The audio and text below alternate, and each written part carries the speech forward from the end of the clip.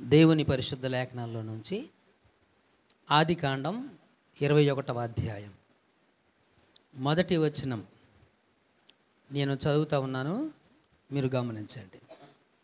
యెహోవా తాను చెప్పిన ప్రకారము శారాను దర్శించెను. యెహోవా తానిచ్చిన మాట చొప్పున శారాను గూర్చి చేసెను. కొద్ది మాటలు దేవుడు దీవించునుగాక. ఆమెన్. ప్రియులరా, మనము ఆది కాండము ధ్యానం చేస్తూ ఉంటున్నాము. దేవుని మహాకృపను బట్టి 20 అధ్యాయాలు మనం ధ్యానం చేయగలిగాము. 21వ అధ్యాయాన్ని మనము ఈరోజు ప్రారంభం చేస్తూ ఉంటున్నాం. ఈ అధ్యాయ ప్రారంభంగా ఒక చిన్న ప్రార్థన చేద్దాం. కళ్ళు మూసుకోండి, తలలు వంచండి. ప్రభు తన వాక్యంలో నుంచి మనతో మాట్లాడి బలపరుచున్నట్లుగా చిన్న ప్రార్థన మనసునందు హృదయమునందు ప్రతి ఒక్కరూ ప్రార్థన చేద్దాం. కృప కలిగిన తండ్రి, దయగలిగిన దేవ, పరిశుద్ధుడా, మీకు వందనము, స్తోత్రము, కృతజ్ఞత. ఈ మధ్యాహ్నకాల సమయంలో, ఉదయకాల సమయంలో నీ పరిశుద్ధ వాక్యంలో నుంచి మాతో మాట్లాడండి. ఈ ఆరాధన ఇప్పటి వరకు ఘనముగా జరిగించినందుకు కృతజ్ఞతలు. పరిశుద్ధుడా, మహోన్నతుడా, నీ వాక్యపు వెలుగులోనికి మేము వచ్చుటకు మాకు సహాయం చేయండి. నీ సత్యమును గ్రహించే హృదయం మాకు ఇవ్వమంటూ ప్రార్థిస్తూ యేసు నామములో అడుగుచున్నాము తండ్రి, ఆమేన్. ప్రభునందు మిత్రులారా, 21వ అధ్యాయం 21వ అధ్యాయంలో మొత్తం 34 వచనాలు ఉన్నాయి. ఈ 21వ అధ్యాయము పరిశీలన చేసినప్పుడు, ధ్యానిస్తున్నప్పుడు, ఈ అధ్యాయాన్ని పరిశీలిస్తున్నప్పుడు దేవుడు తన యందు విశ్వాసం ఉంచిన వారి పట్ల ఆయన ప్రవర్తన లేదా ఆయన తీరు, తన భక్తుల పట్ల ఆయనకున్నటువంటి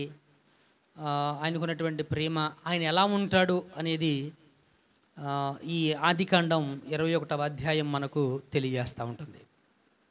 తన భక్తులతో, తన భక్తుల విషయంలో ఆయన క్రియలు కానీ ఆయన తీరు కానీ ఎలా ఉంటుందో 21వ అధ్యాయం ఆదికాండం మనకు తెలియజేస్తూ ఉంది. ఈ అధ్యాయంలో మనం పరిశీలిస్తే వ్యక్తులు ఎంతమంది ఉన్నారు అని అంటే, అబ్రహాము, శారా, హాగరు, ఇష్మాయేలు, ఇస్సాకు, అభిమెలెకు యొక్క సేనాధిపతి అయినటువంటి పీకోలు, ఇంతమంది మనుషులు ఈ అధ్యాయంలో ఉన్నారు. ఈ అధ్యాయంలో జరిగినటువంటి సంఘటనలు, సందర్భాలు ఏంటి అని అంటే, మొట్టమొదటిగా ఈ అధ్యాయము దేవుని గుణలక్షణాలతో ప్రారంభించి ప్రార్థనతో ఈ అధ్యాయం ముగించబడింది. ఏంటోనండి, ఈ అధ్యాయం దేవుని గుణలక్షణాలతో ప్రారంభమయ్యింది, ప్రార్థనతో ఈ అధ్యాయం అనేది ముగించబడింది. అందుకనే మొదటి 2 వచనాల్లో దేవుని గుణలక్షణాల గురించి ఈ అధ్యాయం మాట్లాడుతూ ఉంది. ఈ అధ్యాయంలో మనుషుల గురించి మాత్రమే కాదు, దేవుని గురించి కూడాను 21వ అధ్యాయంలో రాయడం అనేటువంటిది జరిగింది. మిత్రులారా, మొదటి 2 వచనాల్లో దేవుని గుణలక్షణాలు మనకు కనబడుతూ ఉంటే, తర్వాత ఇస్సాకు యొక్క జననం గురించి, ఇస్సాకును ఇష్మాయేలు పరిహసించడం గురించి, తర్వాత హాగరు ఇస్సాకు తన కుటుంబాన్ని విడిచి అబ్రహాము బయటికి పంపివేయటం గురించి, బేర్షెబా అడవుల్లో హాగరు తిరగటం గురించి, అబ్రహాము అబీమెలెకు మధ్య జరిగినటువంటి ఒక ఒప్పందం గురించి, ఇస్మాయేలు నిమిత్తము అబ్రహాముతో ఆగరుతో దేవుడు చేసినటువంటి నిబంధన గురించి, అబ్రహాము యొక్క ప్రార్థన గురించి 21వ అధ్యాయము మాట్లాడుతుంది. మిత్రులారా, ఇన్ని సందర్భాలు మాట్లాడుతుంది. ఒకటి, దేవుని గుణలక్షణాల గురించి, ఇస్సాకు యొక్క జననం గురించి. రెండోది, ఇస్సాకును ఇష్మాయేలు పరిహసించడం గురించి. తర్వాత హాగరును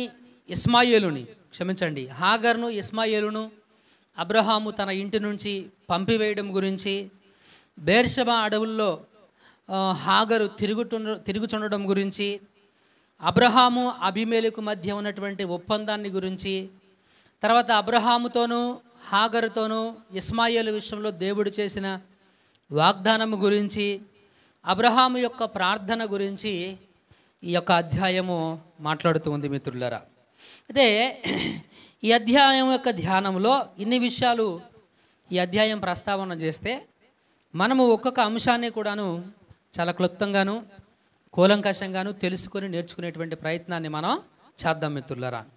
సరే, మొదటి 2 వచనాల్లో దేవుని యొక్క గుణ లక్షణాలను గురించి మనము నేర్చుకునేటువంటి ప్రయత్నం చేద్దాం.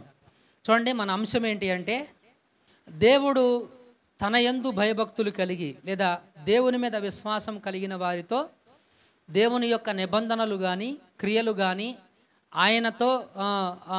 ఆయన మీద విశ్వసించినటువంటి వారితో ఆయన తీరు అనేటువంటిది ఎలా ఉంటుందో మొదటి 2 వచనాలు మనకి 3 అంశాలు మనకి తెలియజేస్తూ ఉంటున్నాయి మిత్రులారా. చదువుదాము ఒక మాటను. యెహోవా తాను చెప్పిన ప్రకారం శారాను దర్శించెను. ఎలాగంట ఇది? చెప్పిన ప్రకారం శారాను దర్శించాడు.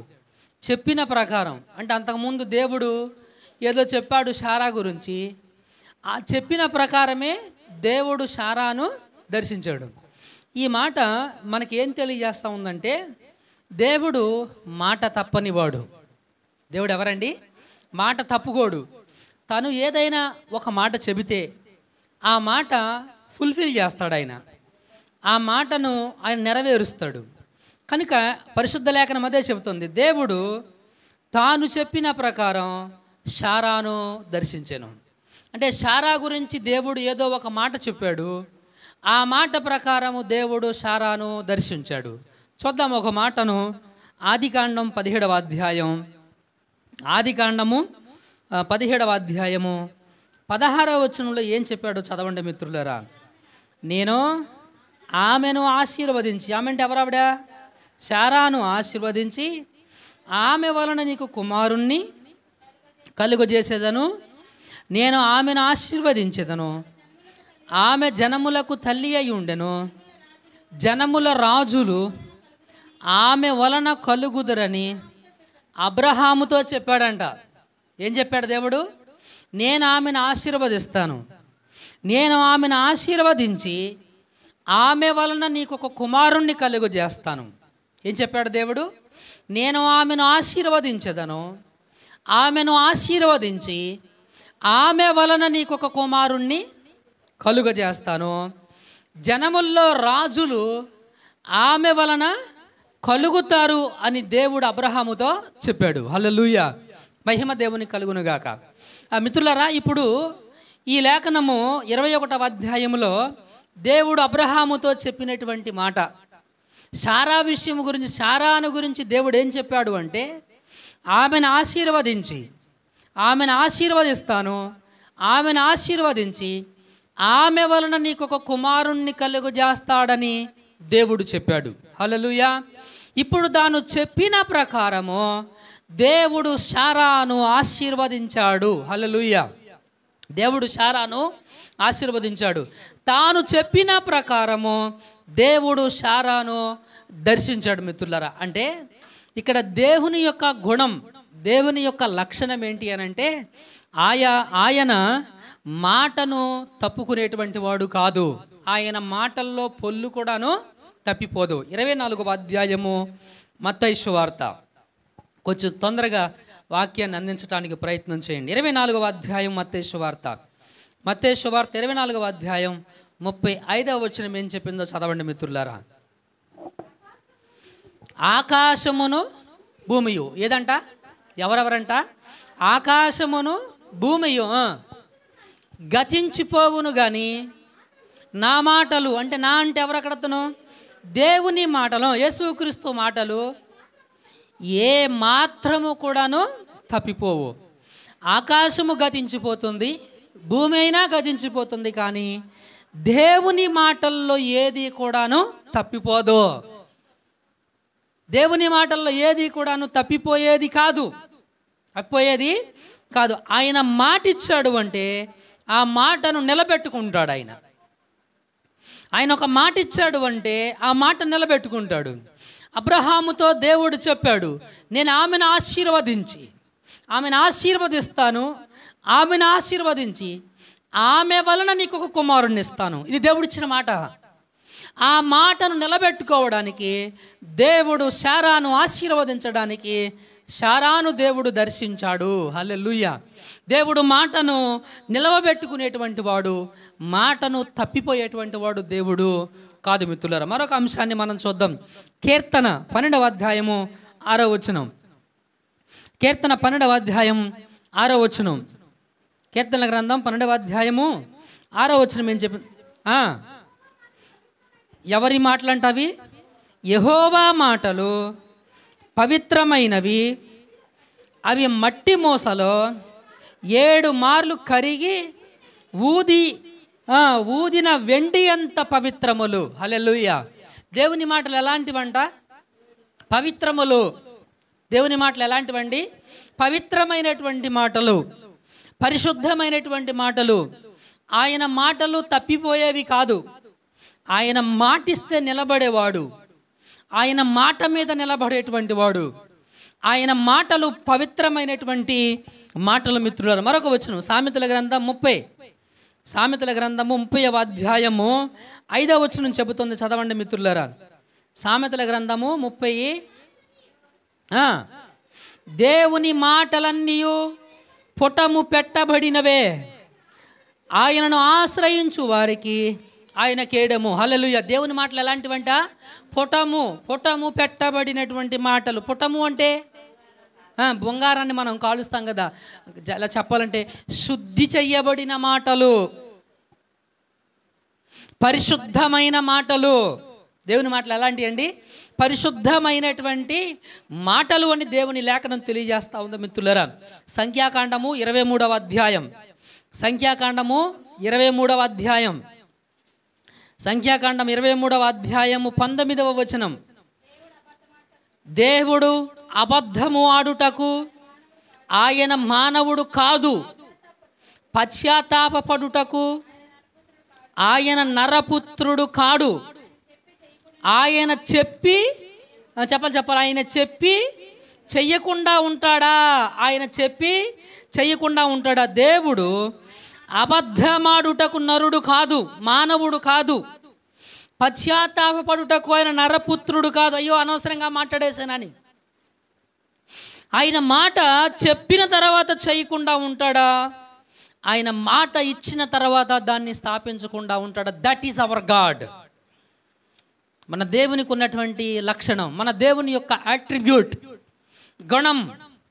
ఆయన లక్షణం ఏంటి అని అంటే, ఆయన మాటలు పవిత్రమైనవి, ఆయన మాటలు పరిశుద్ధమైనవి. ఇంకా చెప్దాము, ఆయన మాటలు పుట్టము వేయబడినటువంటి మాటలు. చెప్పాడు కీర్తనాకారుడు, మట్టి మూసలో 7 మార్లు కడిగిన వెండి ఎంత పవిత్రమైనటువంటి మాటలు దేవుని మాటలు. మత్తయి చెప్పాడు, ఆయన మాటల్లో ఏది కూడాను తప్పిపోదు అని పరిశుద్ధ లేఖనం చాలా స్పష్టంగా తెలియజేస్తూ ఉంది. సంఖ్యాకాండం చెప్పింది, అబద్ధమాడుటకు ఆయన నరుడు కాదు. మాట ఇచ్చాడు అంటే ఆయన స్థాపించకుండా ఉండడు మిత్రులారా. That is our God. అంత నిక్కచ్చైనటువంటి దేవుడైన, అంత స్పష్టమైనటువంటి దేవుడైన మిత్రులారా. కనుక ఆయనకున్నటువంటి మొదటి లక్షణం ఏంటి అని అంటే, ఆయన మాట తప్పనివాడు. దేవుడు ఎవరండి? మాట తప్పనివాడు అని పరిశుద్ధ లేఖనం ద్వారా మనకు అర్థమవుతా ఉంది.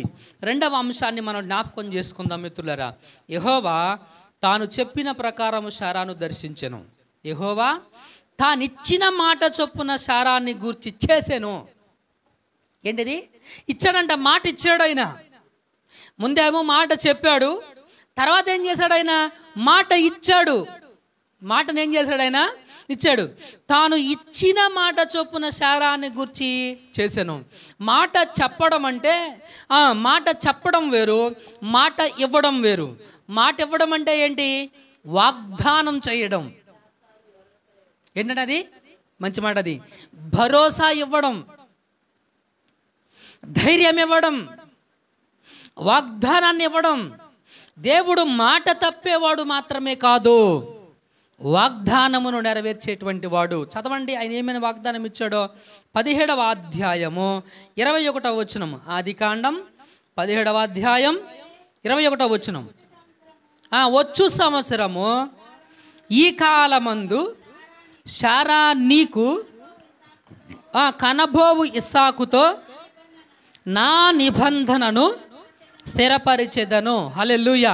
ఎప్పుడంట ఇది? అయితే వచ్చు సంవత్సరము. వచ్చే సంవత్సరం అంటే ఏంటది? ఇప్పుడు ఇది 24. వచ్చే సంవత్సరం అంటే ఏంటది? 25 అనుకుందాం, మనకు అర్థం కావడం కోసమే. అంటే 25లో కాదు జరిగింది, ఇది అప్పుడు జరిగింది. మనకు అర్థం కావడం కోసం నేను చెప్తున్నాను. రైట్. వచ్చే సంవత్సరము ఈ కాలమందు, ఇదే సమయంలో శారా నీకు కనబోవు కుమారుడు ఇస్సాకుతో నా నిబంధనను స్థిరపరిచెదను. హల్లెలూయా. దేవుడు మాట ఇచ్చాడు, అంటే వాగ్దానం చేశాడు. ఆ వాగ్దానమును నెరవేర్చేటువంటి వాడు దేవుడు. ఆయన వాగ్దానాలు ఎప్పుడు కూడాను తప్పిపోయేటువంటివి కాదు. ఆయన ఒక వాగ్దానం చేశాడు అనంటే ఆ వాగ్దాన విషయంలో ఆయన ఎంతో నిష్ఠ నియమము కలిగినటువంటి వాడు. ఆయన ఆ వాగ్దాన విషయంలో దేవుడు ఎంతో జాగ్రత్తలు కలిగినటువంటి వాడైన, వాగ్దానాన్ని మర్చిపోయి ప్రవర్తించేటువంటి వాడు దేవుడు కాదు మిత్రులారా. ఆదికాండం 21వ అధ్యాయం 12వ వచనం. 21వ అధ్యాయం 12వ వచనం. అయితే దేవుడు ఈ చిన్నవాడిని బట్టి, నీ దాసుని బట్టి, నీ దాసిని బట్టి నువ్వు దుఃఖపడవద్దు. శారా నీతో చెప్పు ప్రతి విషయంలో ఆమె మాట వినము. ఇది ఈ ప్రేజ్ గుర్తుంచుకోండి. ఈ ప్రేజ్, ఈ వాక్యం మనకు అవసరము. ఇస్సాకు వలన అయినదియే నీ సంతానం అనబడును. ఎవరి వల్లంట? ఇస్సాకు వలన ఏదైతే అవుతుందో ఇస్సాకు వలన అయినదే నీ సంతానము అని పరిశుద్ధ లేఖనం చాలా స్పష్టంగా తెలియజేస్తూ ఉంటుంది మిత్రులారా. మరొక వచనం చదువుదాం. 18వ అధ్యాయము ఆదికాండం 10వ వచనం చదవండి. అందుకు ఆయన మీదిటికి, ఇందాక చెప్పాడు వచ్చు సంవత్సరం, ఇందాక చదివాం ఒక మాట, వచ్చు సంవత్సరం. ఈసారి చెప్పాడు 10వ వచనంలో మీదిటికి, అంటే ఇక మీదిటికి అంటే ఈ తర్వాత, ఆ తర్వాత మీదిటికి ఈ కాలమున నీ వద్దకు నిశ్చయముగా, అది గుర్తుపెట్టుకోవాల్సినటువంటి విషయం, మరలా వచ్చేదను. దేవుడు చెప్పాడు వచ్చేదను. 21వ అధ్యాయం 1వ వచనం చదవండి. తాను చెప్పిన ప్రకారం శారాను దర్శించెను. దేవుడు దర్శించాడు ఆమెను. దేవుడు దర్శించాడు. చెప్పిన ప్రకారం, మాట ఇచ్చిన ప్రకారం, మాట చొప్పున శారాను గూర్చి దేవుడు వచ్చి శారాకు జరగవలసినటువంటి కార్యమును దేవుడు జరిగించాడు. హల్లెలూయా. మహిమ దేవునికి కలుగునుగాక. ప్రభునందు ప్రియులైనటువంటి దేవుని బిడ్డలారా, ఆయన వాగ్దానమును నెరవేర్చేటువంటి దేవుడైన, వాగ్దానముల విషయంలో ఆయన కంప్లీట్ చేస్తాడే కానీ, ఫుల్ఫిల్ చేస్తాడే కానీ వాగ్దానాన్ని మర్చిపోయి ప్రవర్తించేటువంటి వాడు దేవుడు కాదు. మరొక వచనం 2వ పేతురు 3వ అధ్యాయం 9వ వచనాన్ని చదువుదాం ఒక్కసారి. పేతురు, కొందరు ఆలస్యమని ఎంచుకొనున్నట్లు ప్రభువు తన వాగ్దానమును గూర్చి చేయడు. ఏం చేయడంటమ్మా? కొందరంట ఆలస్యం అనుకుంటున్నారు. దేని గురించి? ఆయన రాకడ గురించి ఆలస్యం అనుకుంటున్నారు. దేవుడు వాగ్దానం చేశారు తన మీద విశ్వాసం ఉంచిన వారికి. ఏంటి ఆయన ఇచ్చినటువంటి వాగ్దానం? నిత్య జీవమును అనుగ్రహించుననున్నదియే ఆయన ఇచ్చినటువంటి వాగ్దానం. హల్లెలూయా. ఆయన వాగ్దానం ఏంటండి? నిత్య జీవము అనుగ్రహిస్తాను, నిత్య జీవము ఇస్తాను అనేదే దేవుడిచ్చినటువంటి వాగ్దానం. ఈ వాగ్దాన విషయంలో కొందరు ఆలస్యం అని అనుకుంటున్నారు, కానీ దేవుడు తన వాగ్దాన విషయంలో ఆలస్యము చేసేవాడు కాదు మిత్రులారా. హల్లెలూయా. మహిమ దేవునికి కలుగునుగాక. కాబట్టి ప్రభునందు ప్రియమైనటువంటి దేవుని సంగమా, ఇక్కడ మనం జ్ఞాపకం చేసుకోవాల్సినటువంటి విషయాలు, దేవుడు మనకు జ్ఞాపకం చేస్తున్నటువంటి విషయాలు.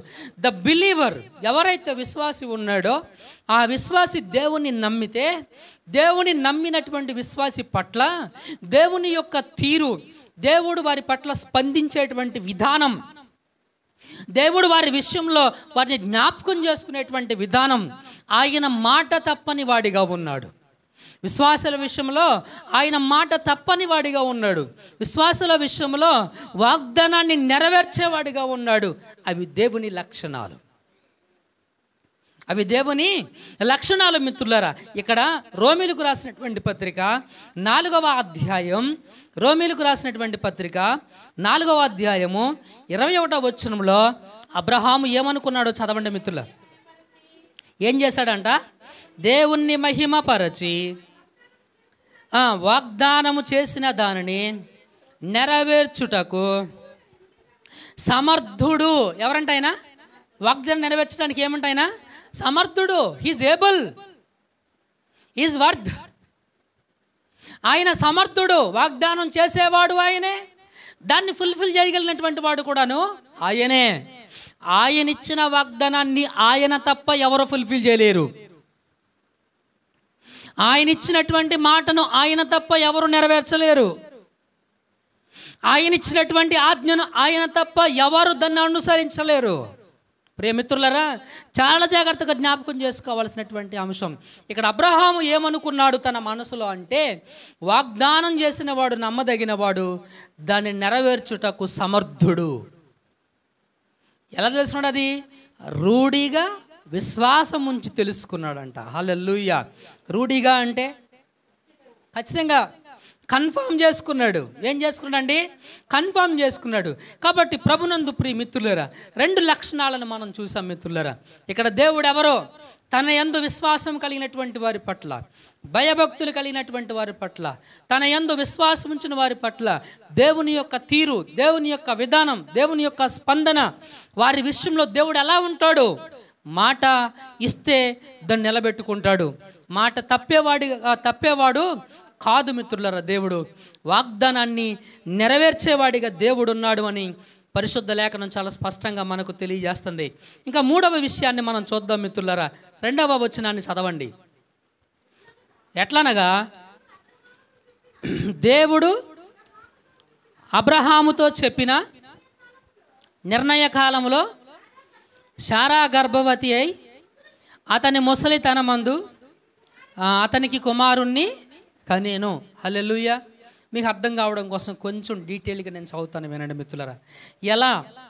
దేవుడు ఎలా మాట తప్పకుండా ఉన్నాడు, వాగ్దానాన్ని ఎలా నెరవేర్చాడు, ఎలా మాట తప్పకుండా ఉన్నాడు అంటే, శారా దేవుడు అబ్రహాముతో చెప్పిన నిర్ణయకాలం, దేవుడు అబ్రహాముతో చెప్పాడు నిర్ణయకాలం మీదిటికి అంటే దాని అర్థం ఏంటి? Next year. మీదిటికి అంటే అప్పుడు అంతకుముందు ఏం జరిగింది వాళ్ళ విషయంలో? పిల్లలు లేరు. ఇంకా మంచి మాట, వృద్ధాప్యం ఎలా ఉన్నారు వాళ్ళు? గర్భము మృతతుల్యమైపోయింది, శారా గర్భం. ఈయన వయసు కూడాను పిల్లలు కనడానికి వీలు లేదు కదా, కానీ అవకాశము లేదు మిత్రులారా.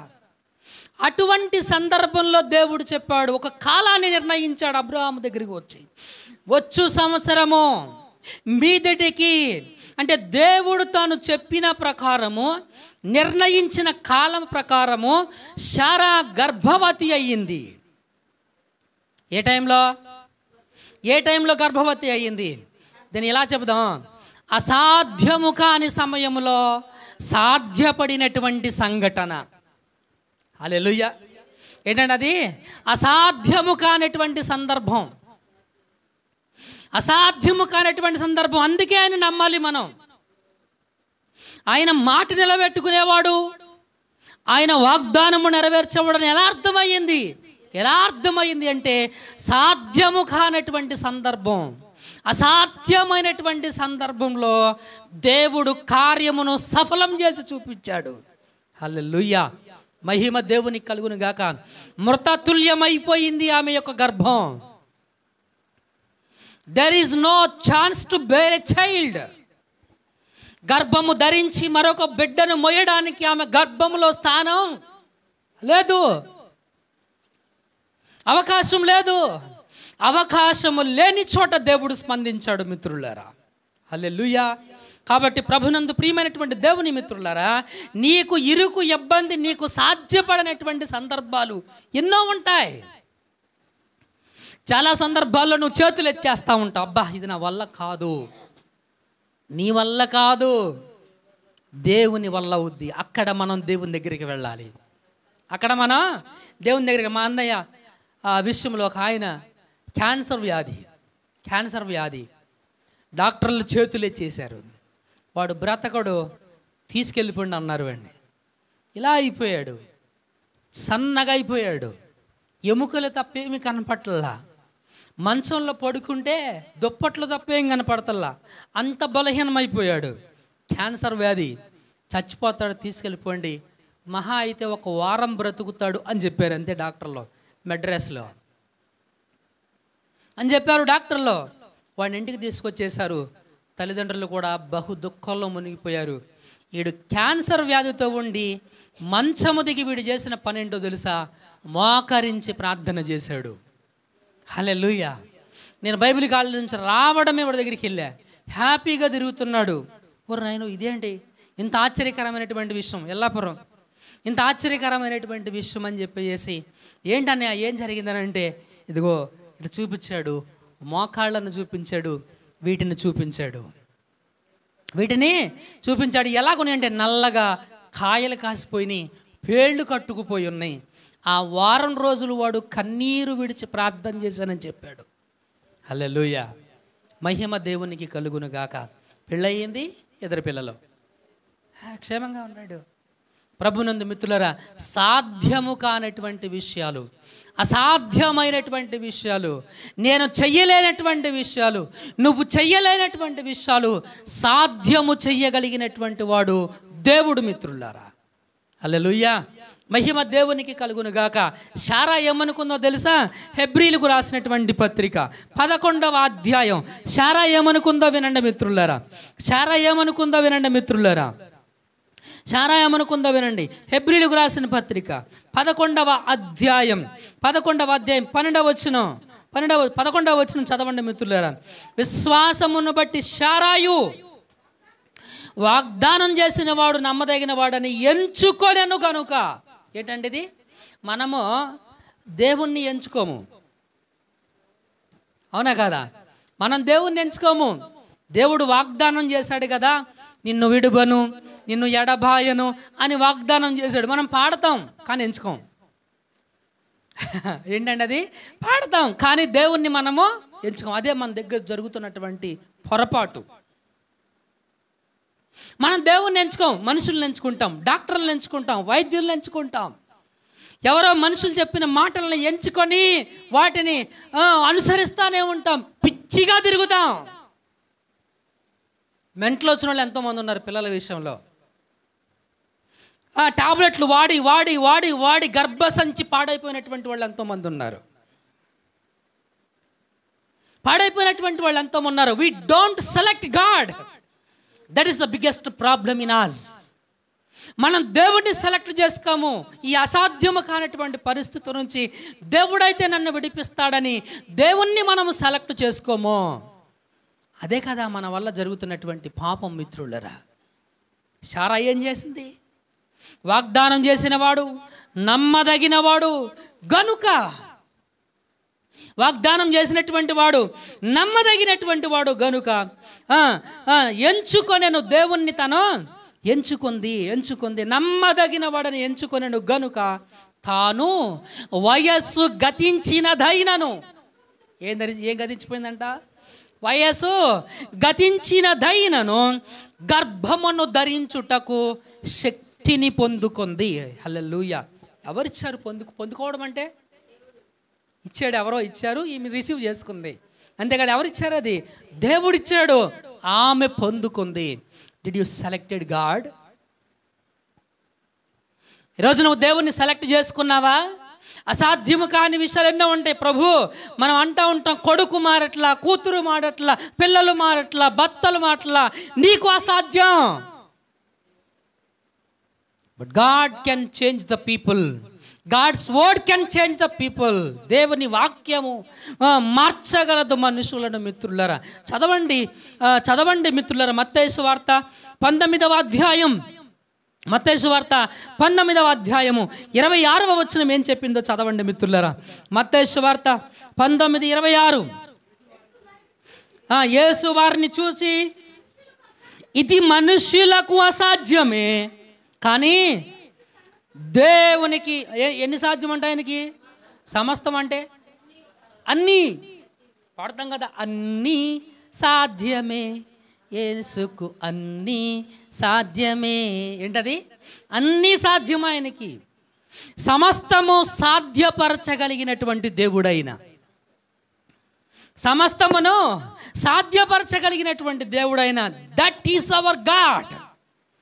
ఆయన భక్తుల విషయంలో, ఆయనను విశ్వసించిన వారి విషయంలో కాలం వెళ్ళిపోయినా, గర్భం మృతతుల్యమైన, వయస్సు గతించిపోయినా, పిల్లలు కనడానికి సావకాశం లేకపోయినా, ఒక కార్యం జరగడానికి అవకాశాలు లేకపోయినా, అవకాశాలను కల్పించి సాధ్యపరచగలిగినటువంటి వాడు దేవుడు మిత్రులరా. అందుకనే ఆయన మాట తప్పని వాడు, వాగ్దానాన్ని నెరవేర్చేటువంటి వాడు మిత్రులారా. హల్లెలూయా. ప్రభునందు ప్రియ మిత్రులారా, ఇర్మియా గ్రంథం ఏం చెప్పిందో చూడండి. 32వ వచనం, 32వ అధ్యాయం. ఇర్మియా గ్రంథం 32వ అధ్యాయము 27వ వచనం ఏం చెప్పిందో చదవండి. ఇర్మియా 32:27వ వచనం. నాకు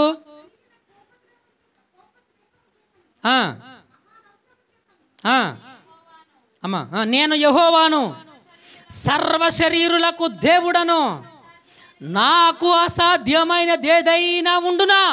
ఎవరంట ఆయన? ఆయన యెహోవా. ఆయన ఎవరండి? యెహోవా. యెహోవా అంటే ఉన్నవాడు. Yes, God is existed one. ఆయన ఉన్నాడు. ఏముంది ఆయనలో? ప్రాణం ఉంది, జీవం ఉంది, శక్తి ఉంది, సామర్థ్యం ఉంది, జ్ఞానం ఉంది, వివేచన ఉంది, వివేకం ఉంది. ఇన్ని గొప్ప లక్షణాలు కలిగినటువంటి వాడు ఉన్న దేవుడు ఎలాంటి వాడంట? సర్వశరీరులకు దేవుడు. ఆయనకు అసాధ్యమైనటువంటిది ఏదైనా ఉందా? చివరిగా ఒక మాట, యోబు గ్రంథం 42వ వచనం, 42వ అధ్యాయం. యోబు గ్రంథం 42వ అధ్యాయము 2వ వచనం ఏం చెప్పిందో చదవండి మిత్రులారా. నీవు సమస్త క్రియలు చెయ్యగలవనియు, నీవు ఉద్దేశించినది ఏదియు నిష్ఫలము కానేరదనియు నేనిప్పుడు తెలుసుకుంటుని. హల్లెలూయా. ఏంటంట? దేవుడు సమస్త క్రియలను చేయగలిగినటువంటి వాడు. ఆయన ఉద్దేశించింది ఏది కూడాను నిష్ఫలము కానేరదు. ఆయన ఉద్దేశించింది ఏది కూడా ఏమవుదంట? నిష్ఫలము కానేరదు. అబ్రహాము విషయంలో దేవుని ఉద్దేశము నిష్ఫలమయ్యిందా? శారా విషయంలో దేవుని ఉద్దేశము నిష్ఫలమయ్యిందా? అవలేదు. That is our God. ప్రభునందు ప్రియమిత్రులారా, 21వ అధ్యాయంలో దేవుని గుణలక్షణాలను గురించి మాట్లాడుతూ, దేవుడెవరు? తన యందు భయభక్తులు కలిగి ఆయన మీద విశ్వాసము కలిగిన వారి పట్ల ఆయన తీరు, ఆయన విధానం, ఆయన ఎలా పనిచేస్తాడు తన భక్తుల విషయంలో, ఆయన ఎలా ఉంటాడు తన భక్తులతో అంటే మిత్రులారా, ఇదిగో మాటను నెరవేర్చేవాడిగా ఉంటాడు. మాటను నెరవేర్చేవాడిగా ఉంటాడు. వాగ్దానమును నెరవేర్చేవాడిగా ఉంటాడు. వాగ్దానం నెరవేర్చేవాడిగా మాత్రమే కాదు కానీ అసాధ్యము కాని విషయములను సాధ్యం చేస్తాడు భక్తుల విషయంలో. ఆయన భక్తుల విషయంలో సాధ్యము కానటువంటి విషయములను సాధ్యపరిచి వారిని దేవుడు ఉన్నతమైనటువంటి గొప్ప స్థితిలోనికి వారిని తీసుకొని వెళతాడు మిత్రులరా. ఎంత గొప్ప ఆశీర్వాదం, ఎంత గొప్ప దీవెన మిత్రులరా. అటువంటి దేవుణ్ణి మనము విశ్వసించడంలో వెనకడుగు వేయకూడదు. అంత నమ్మకమైన దేవుని మీద మనము విశ్వాసం ఉంచడంలో బలహీనులము కాకూడదు. ఈరోజు ఒక ప్రశ్న, ఆ దేవుణ్ణి నువ్వు ఎంచుకున్నావా? Did you selected him? What you want? నీకు కావలసినటువంటి విషయాల్లో, నీకు ఏదైనా అవసరమైనటువంటి విషయాల్లో నువ్వు మనుషుల దగ్గరికి వెళ్ళి అడుగుతున్నావా, లేకపోతే ముందు ఆయన దగ్గరికి వెళ్ళి ఆయన ఇస్తాడని ఆయన అడుగుతున్నావా? ఎవరిని సెలెక్ట్ చేసుకుంటున్నావు? నీ సహాయం పొందుకోవడం కోసం. సహాయం పొందుకోవడం కోసం నువ్వు ఎవరిని సెలెక్ట్ చేసుకుంటున్నావు? ప్రశ్న వేసుకోండి మిమ్మల్ని మీరే. ఎప్పుడు మనకేదో ఒకటి అవసరం ఉంటానే ఉంటుంది, లేకుండా పోదు. కొన్నిసార్లు జ్ఞానం అవసరం, వివేచన అవసరం, అన్ని అవసరాలు ఉంటాయి. భూమి మీద పుట్టిన ప్రతి మానవునికి అవసరాలు ఉన్నాయి. అవసరాలు లేని మానవుడు ఎవరైనా ఉన్నారా? లేరు. అయితే నీ అవసరాల్లో నువ్వు ఎవరిని సెలెక్ట్ చేసుకున్నావు? శారా అబ్రహాములైతే దేవుని ఎంపిక చేసుకున్నారు. శారా అబ్రహాములైతే దేవుని ఎంపిక చేసుకున్నారు, ఆయన మీద విశ్వాసం ఉంచారు. వారి విషయంలో దేవుడు మాట తప్పలా, వారి విషయంలో దేవుడు వాగ్దానాన్ని నెరవేర్చాడు. వారి విషయంలో దేవుడు సాధ్యము కాని సంఘటనను సాధ్యం చేసి దేవుడు వారి విషయంలో దేవుడు గొప్ప కార్యం జరిగించి వారి నోటి నిండా నవ్వుంచాడు. మిత్రులారా, నవ్వంటే ఏంటి? సంతోషం ఉంచాడు. సారా చెప్పింది కదా, నా నోటి నిండా నవ్వుంది. సంతోషం ఉంచాడు దేవుడు. హల్లెలూయా. మహిమ దేవునికి కలుగునుగాక. నేను వాక్య సందేశాన్ని ముగిస్తూ ఉంటున్నాను. Whom you selected. Abraham Sarah వలె నువ్వు దేవుని ఎంపిక చేసుకొని ఆయన యందు విశ్వాసం ఉంచావా? విశ్వాసం ఉంచితే ఆయన నీ విషయంలో మాట తప్పడు. ఆయన నీ విషయంలో వాగ్దానాన్ని నెరవేరుస్తాడు. నెరవేర్చటం మాత్రమే కాదు, సాధ్యము కాని విషయాలు ఏవైనా ఉంటే వాటిని దేవుడు సాధ్యం చేసి చూపిస్తాడు. హల్లెలూయా. అట్టి కృప దేవుడు మనందరికీ తోడయించి నడిపించును గాక. మోకరించండి, వాక్యాన్ని బట్టి మనం ప్రార్థన చేసుకుందాం. దేవుడు తన పరిశుద్ధ లేఖనం ద్వారా